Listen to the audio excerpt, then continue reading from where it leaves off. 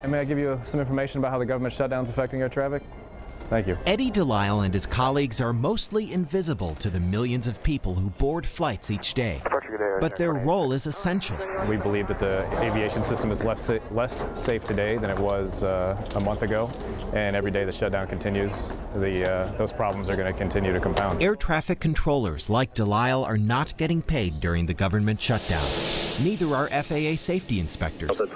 Training is also on hold. Everything's on hold. NATCA, the union representing air traffic controllers, worries furloughs and missed paychecks are causing a slow-motion avalanche of problems, still indiscernible to travelers. As of today, we're fine.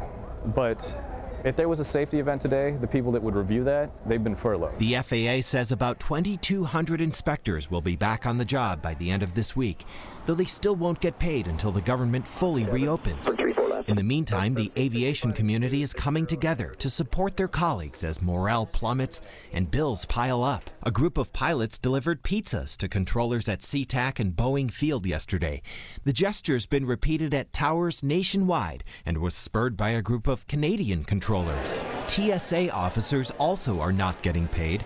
Security screening lines at SeaTac moved smoothly Wednesday with no obvious disruptions to passengers. Yeah, it's a mess. A few empathetic travelers had kind words for the controllers. Well, may I hand you some information about how government shutdown's affecting air traffic? But for the most part, they were busy trying to catch their flights. Too rushed to stop and listen. At SeaTac Ted Land, King 5 News.